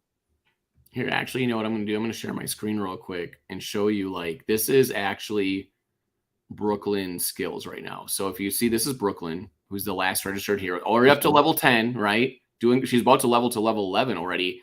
She's not doing terrible, right? Like, she has okay stats, like the defense and stuff, right? And then I have these skills: bar projectile, herbal knowledge, and insidious distraction, right? I put this on here thinking it would work really great, but it hasn't not been the greatest. It's okay, I guess, right? So that's where it is in the tier list. It's kind of at the bottom. Yeah, bar projector should be better at this level. I probably just should do this. And it costs more, right? But, you know, you're trying stuff out. And then I have all these skills I could learn, right? I could put on Berserk, Rending Blow, Thunderous Bellow if I wanted to. There's actually another skill that I thought I put on her that didn't, like, show up. It got, like, stuck in the metaverse somehow. But anyways. So, oops. What am I doing here? So, yeah, and that's the thing is, like, you know, I actually did that on stream, I think, put that on her. And let's see. Okay, so, you know, I was thinking about possibly putting one of these on her, like putting on Berserk, maybe Thunderous Bellow. But she's a ranger. What? She's a ranger. Oh, yeah, that's right. Sorry. Why am I getting confused? She's a ranger. Maybe okay, so there are I don't have any ranger skills left. Okay, she just has these. Let's go. Actually, okay, let's go back. I got confused for a second. Let's go back to this one right here. I get these two, like, characters mixed up all the time because they're both women and they're both badass. Okay, so if I go here, so I should probably put a skill on her. She doesn't have anything but just like the normal skills you start off with. And this is what her stats are. She's actually made a little bit of a comeback and now has okay armor. It's not great, 57%. I want it to be up to like 70, right? Her stats are not the greatest ever, but I'm holding out for her. Let's see. Right now she's ranked 462, but all my rankings are kind of low because I'm behind everyone because I will take a day off sometimes and not play. But you know, like, let's see how many things she has. 210 quests used. So, like, what was it? 283 to be the boss. So that's like still 73 more quests than this. 7 more days. Okay. And she's like 14. She probably can get there. So do you think that, and I have all these unidentified skills too. I haven't even identified. Should I open one right now and identify it? Let's see. If you want to identify them, I see people are selling also, especially from the last zone. You should identify them because they have a chance to drop some of the OP skills it's true that you can trade or learn. I don't like have any from like the final zone. I just opened up like an old one, not a new one, I think. But I think there was a thing that happened where I tried to learn a skill and it just got a bug and it never showed up. But it's gone off of my thing. No, it's in your wallet, and if you give the ID of the NFT, I'm gonna Water Punch will fix it for 1 minute. I will. Okay, look what I got. Here we go. Apply poultice is what I got. All right. I said nice things about it, so that's what showed up. That's what happens, right? So and I could put it on my ranger. I could go back to, you know, the one I was talking trash about. I could give her that. I don't know if I it's worth don't it, think though. you need it. You already have herbal knowledge if you need a 4-point skill. Yeah, I don't really need it. So that's what we learned, okay? That's what we learned. If you want to see like my leaderboard, I'm at $68 now. I was at like 120 a couple days ago, and then everyone died. Oh, look at all these went way down. It's because people probably played it and went into zone 5 today, and I haven't yet. I'm all still in zone 4. Yeah, probably. But once I beat the boss, it's all going to skyrocket to like $8,000. Okay, it's going to go way up there. Let's look at the market right now and see. There's all kinds of stuff here, right? Custom poisons is down there. Oh, it's just because I was searching for it. Maybe I should give that girl custom poison though. But let's see how much it costs. $39. Don't do my mistake. I learned like preemptively learned some like hasty wish custom poisons to other characters, which may or may not perform well. So save the skills till the hero is level like 17 or 16. That's kind of what I was thinking. Or around, and learn it on the heroes that have a shot to rank the highest. Well, that's good alpha. So yeah, this is good times. Okay, so let's present the tier list again, and just one last time so everyone can see it. And here it is. And there'll be a link to it that you can get the tier list also. All right, so here it is, the tier list. Hasty Wish, Custom Poisons, Fireball, Blade Form Parry, Ice Tomb, Fireball, all really nice stuff. Okay, well, we did it. There's a tier list. We did it, Kung Fu. Thanks so much for making this with me, and thanks for Doc and everybody in the audience watching and contributing. People demanded we make a tier list today, Kung Fu, and we showed up and did it. All right? Yeah, we deliver. Yeah, so now when we're done, you can go and click the link and watch him defeat the final boss. If you want, you can jump over and watch like Grady talk to Flu also. And yeah, that's it, man. We're going to have a fun end of the season. Do you have any other thoughts about like defeating the final boss or going into zone 5? What I shared on your video. before, watch the video, right? No, I didn't share it yet on the video. I shared it in the comments. And if you die, for example, at level 17 or 18 at the boss or at the zone 5 boss, you can wait to kill the boss with another hero and transfer the gear to the hero that died, so you're not losing time to farm gear. Right. And you just lose the quests that you lost when dying. That is a benefit of killing the boss early. I mean, in real time of like real life, right? So then you have these extra days to wait. Yeah, now I can transfer my ranger gear to another ranger. I'm totally gonna probably do some of that stuff. I'm gonna probably fight the final boss within the next day or two, I think. But like, you know, all my guys are like level 14 and 15 and stuff. I guess I'll level up a little bit more and go in there and kick some butt. We'll see what happens. Maybe I'll do a stream when I try to fight the final boss. But yeah, so the link's down there. Make sure to go check out that final boss fight. Do you have any other thoughts about the game or what you're excited about, like with all of your characters? Now that you're gonna go with the characters that are coming up here, do you think other characters are going to get there faster than your 283? Oh, definitely. And these are probably ones that we don't see on the leaderboard because there were a few on the leaderboard in the top 10 that have a chance to do that. And one of them is mine. So, but definitely there are some hidden talents somewhere a bit below. Some people who started later or just didn't play for a few days with their characters to like stay me. like in the shadows. That's yeah. right. In the shadows, like Doc said. It's going to be an open playing field. Everyone's dying left and right. We'll see what happens. It'll be really interesting to see who can step it up and be on the top 10 leaderboard, you know? Yeah. To be honest, after the town hall, I'm kind of getting excited for the next season. Yeah. Oh, we didn't even mention. We mentioned season 3. Okay, so let's mention that real quick, because we didn't mention season 4 yet. But season 3 is going to have a smelter to turn your extra items into quests.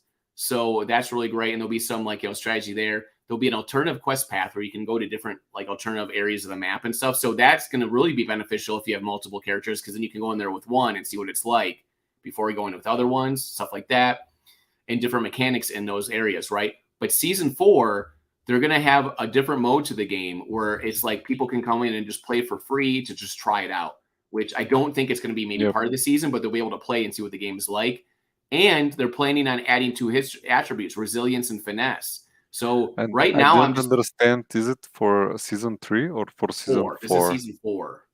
Okay, so the NFT will be for season 3. There will That's be right. The new NFT. new NFT drop that will reset your day basically and give you 15 quests and reset skills and heal you up. So you can purchase an NFT that will reset your day and play more, but the thing is, it'll Yep. still count against you. It won't help you like win It- better, but you'll be well, able to it- play more. Yeah, arguably you will be doing more more fights per day, and probably you can increase your NFT drop chances. That's true. That's from one side. So yeah, you can like do that, buy the NFT, and then you can beat the boss sooner, and then like go and just farm. Another use case that I find for this is if you want to rush it forward with a few, like a group of heroes, let's say, you can do that not by waiting with other heroes, but by using the, let's say, a few NFTs and boost this like a discovery group. So you will have some heroes forward, and it will be not at the cost of not playing with your other heroes, like intentionally slowing them down, like without playing a few days to lag a bit behind, to stay in the shadows, or to get the information from the guys who rush forward.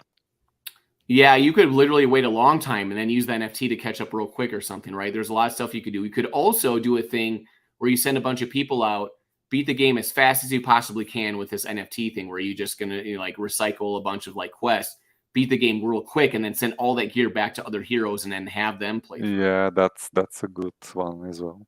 See, that's the maximum alpha right here. You know what I'm saying? And depending on how that all works, they might be worried that like if they make it too easy, like how if it's like is it like if you hold 4 of those NFTs, does that mean you can refresh 4 times that day? You know what I'm saying? Like what is Yep. how's it gonna work? Yeah, definitely. It would work as a refresh. You can use it countless times. You need to get the NFT and probably do a transaction to burn it. I see, to burn. So you burn the NFT every time you But do it. but So this like will bring value. These like strategies that can be devised around this NFT will bring value to this NFT, because other than giving you quests which don't bring you actual combat advantage, it you would wonder if somebody will buy it, or you will have to use it, and there will be definitely market for this kind of NFT. yeah, definitely. I want to beat the game in like 5 days and flex on everybody, and then just send all this amazing gear and like farm it back to people and just show people this gear out where I'm like got 90% armor proc and like just looking baller. But so yeah, that's pretty cool idea. I didn't ever even thought of like that ideas directly. So that'll be a lot of fun for people and see how people want to implement that.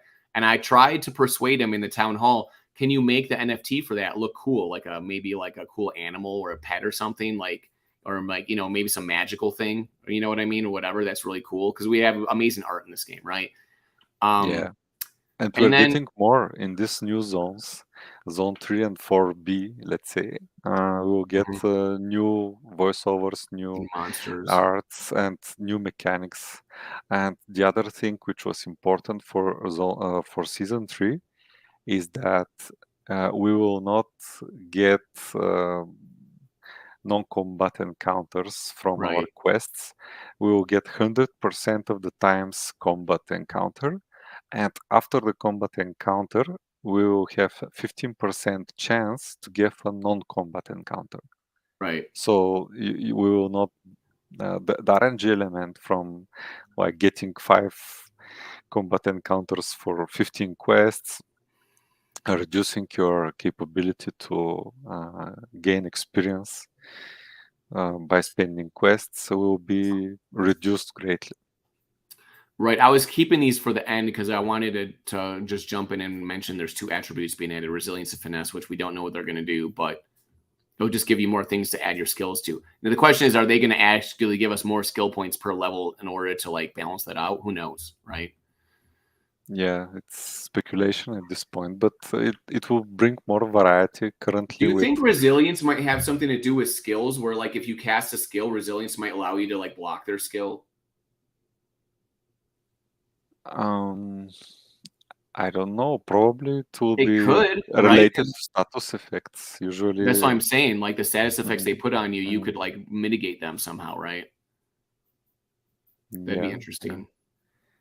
It would be interesting if the skills also will get another rework to scale with this new stats. They will, I'm sure. I'm sure that's what it's all about. They realize it's way more fun to have these other stats than to have them scale off. Like if you're a warrior and it scales off agility, it's kind of like, can you just make it scale off of charm and charisma? Because it's way more fun. Because that's like, because charisma is also used for something else. Like that's obvious. You know what I mean? So and if we get 2 more attributes, probably maybe there will be increase in the stat points that we get per that's level. what I just said, Kung Fu. Do you speak? Oh, okay. Yeah, I said that when they give you the attribute levels up, that they are probably going to give us a little bit more maybe to balance it out, right? And, maybe I was thinking it like how to say you're probably it while you were I saying know I it. do it all the time. That's why I'm giving you a hard time. I do this all the time where I go back and I'm like, wait, what did they just say? But there's a lot of information here. And that's my first thought is that like, yeah, you're going to have to then decide where you put all this stuff. And I just personally really, the season 1, I didn't put nothing in charm and charisma. I did put nothing in there, barely at all, right? I put it in the other traits and it ended up not helping me at all. So I was like, screw it. I'm going to go hardcore charisma and I like it better. So it's a lot of fun. Putting wisdom in like, warrior might be fun, but I didn't do it. Maybe I'll add as I go now, put some in there, depending if I get one of those skills. But whatever's. It is what it is, bro. I just want to bust through them with my giant axe and like, cut their head off. Not a big deal. So Yep. so I think that we covered pretty much everything, the onboarding free mode, all that stuff that they're going to implement. And they did talk about pets and stuff, but he said season 4 pets might be an option, right? So they're not like saying no, but they're not saying yes. And I don't know if you know me, Kung Fu, but I want pets really, really bad. Definitely something that is NFT and gives you some stat or some benefit by attaching it to your hero. That would be cool. And the other thing that also from the town hall to complete all the news was that the team is also looking for options to maybe migrate to another blockchain, the game, because there is not large gaming community on Arbitrum. It's more like decentralized finance thing. It is, and probably we are not at all like considering gas. It's more like if this new chain supports OpenSea, probably if it has more gaming community. Yeah, that's the thing is a lot of other chains have like gaming platforms and like communities where there's a lot of gaming going on and stuff, and people all hang out together, right? And so like there's a lot of that on other chains. Arbitrum's a really like popular chain, but it's a little bit more DeFi. Yeah. And also some chains are giving grants to projects that want to build on them. So that may help the team as well. So they should also pursue this as well. That would be great. This is a great game, awesome game. So, and we already have a core community that will follow this project whatever the path leads us. So I'm really excited for the future, man. Like there's a lot of possibilities with this game. We're taking small steps and improving along the way. Consistency, I always say, is important. You got to consistently keep things good and just improve them a little bit all the time. You got to keep doing that, because if you don't improve and add more stuff and do things that are exciting, people start to lose attention. And because they're thinking like, oh, I got to check the Discord, I got to see what's going to happen next, or I got to go check my things. But over time, that wanes because they have other stuff that's distracting them and whatever. So what you have to do is you have to have a lot of very like powerful things going on with a stable community and continually doing things. And that's what we're doing. We're implementing like new things constantly, just like a little bit at a time, and just making the game good and fun. But even in the further future, if it keeps going that way, there could be all kinds of cool stuff, you know, and who knows, like once the IP and the brand is there and has a story and a lore and everything that all these people are playing in, then you can do really cool stuff with it. Yeah, I'm totally pumped about agree. that. And so Brooklyn Dick is going to have a bright future, and she's going to kick major butts. What I'm saying, Kung Fu. Okay, challenge accepted. Challenge accepted. Here, let's see. Let's look at it just one last time. We're going to look at the greatest hero ever made in Web3 right here. There she is. All right. So thanks, Kung Fu, for hanging out and making this tier list, right? And everybody can, you know, go look at the tier list afterwards. There'll be a link to it. And super awesome, man. Kung Fu, give a shout out to everybody as we get out of here. That's your cue, Kung Fu, to say something cool. Oh, okay. Well, probably we'll soon make a new video, and stay tuned for that, more alpha, and good luck killing the final boss. And as you heard it here first, he said, good luck, bro. Final boss ain't easy. Yeah. All right, that's it. Good luck, right? We're just telling everyone good luck on the final boss, and we'll be doing more videos and having more fun, seeing how quickly can I defeat the final boss and beat Kung Fu and get #1 spot. All right, guys. Have a great day. Thanks for sticking around. The Dragons Crossing links are down there. The Discord, go check it out if you haven't, and we'll see you soon. Introducing Dragons Crossing, an addictive Web3 game modeled after Dungeons & Dragons. With just 15 moves a day, you must find the right balance to navigate each zone and climb the leaderboard. In the meantime, you can also find NFTs that will bolster your chance to win or can be traded to other players. Lots to do. You understand. Season 1 gave out a whopping $13,000 in prizes, and we only expect it to grow from here. Make sure you're ready for Season 2 by picking up an NFT hero through our limited time mint or via the secondary market on OpenSea. Will you be our Season 2 champion? Check out our website, dragonscrossing.com, for more information. Let's go!